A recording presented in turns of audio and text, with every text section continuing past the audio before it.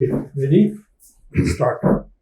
The first question with me is, does excessive zikr tasbih cause obsessive compulsive disorder?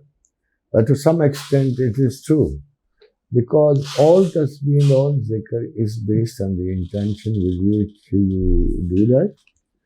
And if the only intention is not to seek the grace of Almighty Allah, and there are two kinds of, approaches towards spiritualism or mysticism, whatever they name it. The one, I think, moving in favor of the self and to exercise those kinds of attitudes which enhance them. And the other is to leave yourself and to vacate yourself in the way of God, of your major basic instinctive life. So anybody who does zikr or tasbih for some kind of a power or some kind of an illusion of power, he will certainly be prey to this excessive compulsive disorder. But those people who have simple intention to love God and to remember Him, and day in and day out, and to be more close and to seeking knowledge from Him, they will be moving towards a state of normalcy, free from fear and frustration, and that is the proper approach to God. The second question will be, which aspect of religious rituals and zikr can come under obsessive compulsive disorder? This is a pure psychological question, and naturally, when somebody has a solution in his mind of any sickness, he will take it out and will put it in practice by going to mizars, by going to ask people whether I have some influence of the evil or not. And this is all a part of the old voodoo system. This is not going to do anything with the tasbih or zikr. Because Allah in the Quran obviously, very obviously says, shayateen lead you to all those activities or concentrations which ultimately you become a prey to these satanic concepts of life. Whereas mostly it is called maraqabah, tilla, or exercises in religion, telekinetic exercises are not mystic or godly. If you look at those people who supposed to be, even if you're not taking a bath any day, and then in those lethargic, stupid patterns of life, you want to see God, He won't be available. But being sick, you can ultimately come to drugs and all this, and this is the cause of going away from God and not in the way of God, you see. Third question is, Imran Khan government made new amendments in constitution about Qadianis. What is your opinion? What this kind of amendment would not last longer, because where Ajma's decision is, no single Hukmaran, not even all the rulers of the world together cannot overrule the decision of the Ajma. Since Qadiani decision is basically the decision of Ajma Muslimin, so it stands absolutely because it has the sanction of the Prophet. That's why Prophet said कि अजमा का फैसला कभी गलत नहीं होगा. Fourth question is, what is the purpose of life if everyone is going to die? Well, this is from Malima, UK.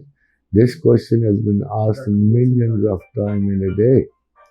This question is asked all over the billion years of human life, or perhaps or million years of human life, or even after I say this question has been repeated, because whosoever is born on earth will ask this question.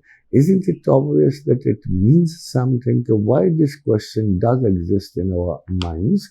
For all this time we come on earth, the reason is that God is there. He deliberately puts this question in your mind, so He should be known, He should be liked, He should be worshipped, because He created you particularly for Himself, And in the Quran, he says, "In the Hadainahu Sabila imma shakirin wa imma kafura."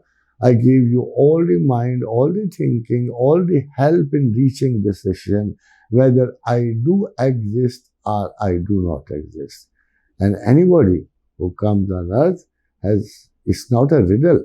He has to see around, he has to look forward, and he has to look at the skies, he has to search through the earth, and he will find that there is no single solution of this earthly existence, nor of the universal existence, unless and until you have one answer who made it. And nobody else has made it but God, because nobody else has claimed to make it. So there is only one claimant on the earth and the sky. I made the sky, I made the earth, and it's God Himself. If you have to prove Him wrong, go ahead. I mean, with the best of the people who reject the concept of God, or who call them atheists, they call him atheist, they call him no God because of personal reason. There is not a singular evidence in their sciences, in their philosophies, because up till now I haven't a university in which the department should be there only to research in the concept of God. Obviously, they don't give importance to this very important question. So I say everybody has come to know about God, and he has the right to know about God. Everybody can love God, can appreciate God, and can get the return if he's sincere and if he considers God as the top priority of his research on earth. Then again, there is another question. What is metaphysics? Define its relation with religion or mysticism. I think it cannot be decided because God's concept only exists in metaphysics. It's not a physical question. Anybody who gets involved into the idea of God and research of it, he has to go beyond physics to find it. Only the physical attitude around us and the physical existence around us can give us clue to a metaphysical entity. Allah is not a physical or earthly entity. It exists wherever, whenever we will try to rise up the earthly instincts, earthly researches, we will definitely move into the concept of metaphysical God. So God is the only pure destined end of our metaphysical studies. Again, there is a question. I quoted somewhere that Allah says that Allah controls our frontal lobe, through which decision-making process is done, and their drive motives are being controlled by God through this remote control. Please clarify that in frontal lobe can also be referred to being league, which is the tool of making choices between right and wrong. Can Allah control Aql too, which is the location of Aql?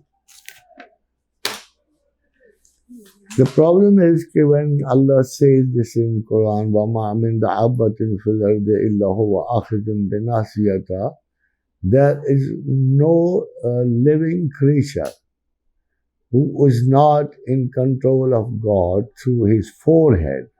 And we know for sure that the forehead, in those days when the Quran was written, the forehead was not understood to be anything at all. And forehead was just forehead. But now we know that the frontal lobe, behind the frontal lobe, there is always a thinking brain, decision-making brain. And Allah wants to tell you that all of you who are living on earth, they are under His control, the frontal decision-making brains. And إِلَّا هُوَ آخِذٌ مِنْ نَاصِيَتِهَا. But this frontal brain has one choice for you and not the rest. Living, going, moving. Again, Allah explains in another ayah, مَا مِن دَابَّةٍ فِي الْأَرْضِ, जिसका risk उसके ऊपर नहीं है. وَعَلَى اللَّهِ رِزْقُهَا وَيَعْلَمُ مُسْتَقَرَّهَا وَمُسْتَوْدَهَا. Because these are the places going, all your movements and all your physical, you see, Rizq is in the hands of Allah. Unless He makes you walk, He makes you reach, He makes you to get some appointment or place or anywhere where even a drop of your food is there, even a particle of your rizq is there, Allah will make you reach there. This is a control which talks about, but making a choice is given you free.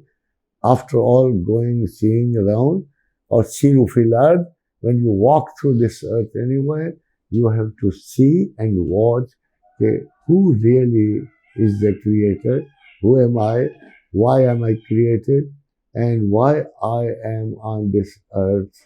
You see, left to think about these things.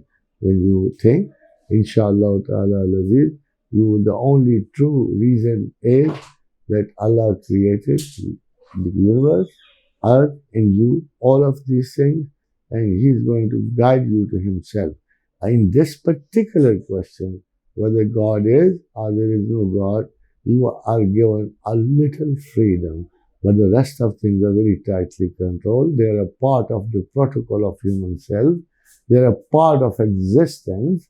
For example, you see, Loh Mahfuz is not that it cannot be changed. It can be changed, and Allah in the Quran says it can be changed.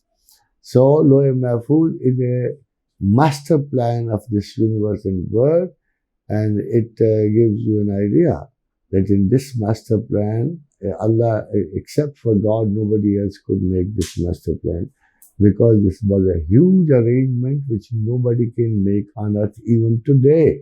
America cannot make it, Russia cannot make it, all the world together cannot make these arrangements of food, culture, living, places, mountains, rivers, you see, labyrinths, you see, nobody can arrange these things but God.